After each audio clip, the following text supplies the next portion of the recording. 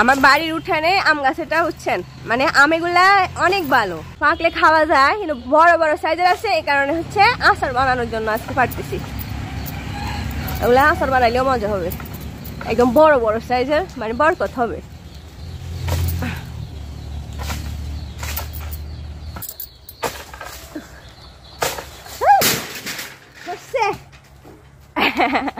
বেশি লাগবে না। আম কত বড় দেখছেন?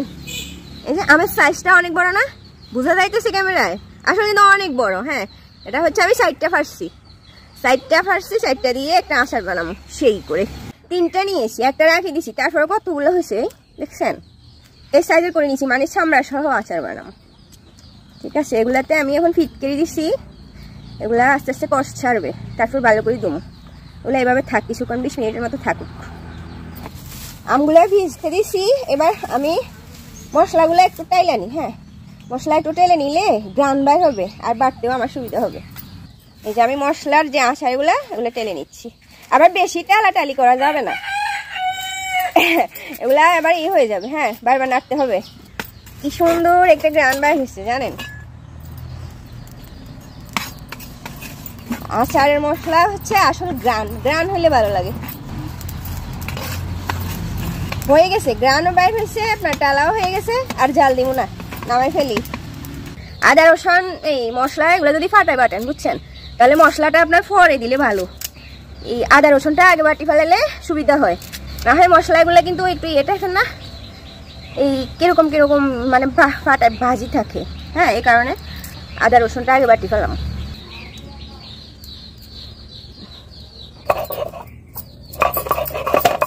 আমার বাটাবাটি শেষ। আমি আচারের জন্য যে রসুন বাটি না, ওগুলো একেবারে ফালিশ করি না, একটু আমার করে করে নিয়ে ফেলি, আদা বাটার মতো আর কি, একেবারে আদা বাটা না। এবার হচ্ছে আপনার মশলাগুলো দিন, এখন গরম গরম আছে তো জোরে জোরে বাটি ফেলাম। এইরকম মশলা দিয়ে ফাটা ফাটা মশলা দিয়ে যদি এখন আচার বানাই না, ওই আচার সাথে সাথে খাই ফেলাম, রাখবো না। ঠিক আছে, সরিষার তেলগুলো গরম হয়েছে, এখন হচ্ছে আমি আপনার বাটা মশলাগুলা আর আদা রসুন যেগুলো বাটছি ফাটায় ওগুলো দিয়ে দিচ্ছি।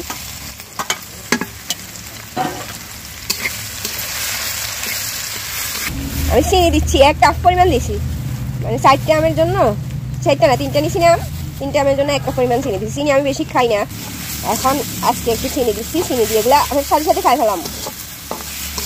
আমি আচার করলে আপনার গুঁড়া মরিচ একটু বাড়াই দিই, আবার শুকনা মরিচও দিই। আচার মানেই তো মরিচ, শুকনা মরিচ এগুলো দিতে হয়। লবণ দিচ্ছি,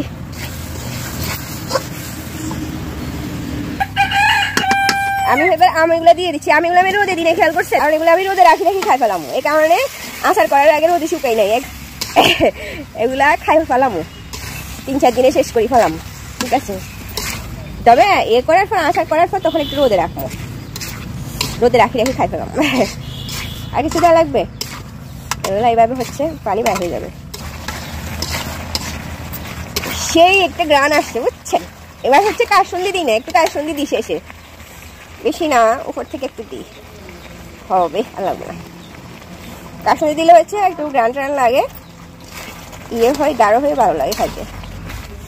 চিনির চাইতে গুড় আছে না, গুড় দিয়ে আচার বানাইলে ওই আচারগুলা কালারও দেখতে সুন্দর হয়, খাইতেও ভালো লাগে, আর চিনি তো এমনিতেই কম খাওয়া ভালো, গুড়ের আচার বেশি ভালো লাগে।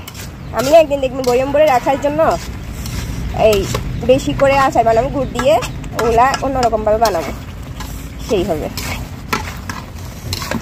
আমি কিন্তু চুলার জাল দিই নাই, হ্যাঁ চুলা গরম আছে, ওই জালে হয়ে যাচ্ছে। আমি ঢাকনা দিয়ে কিছুক্ষণ এভাবে 10 মিনিট ঢাকি রাখি। ঠিক আছে, এই সেই হচ্ছে আচার, কিন্তু দেখে মনে হয় না যে এত সুন্দর হবে, সেই একটা কালার আসছে না, খাইতে কেমন হচ্ছে জানেন, সেই মজা হচ্ছে।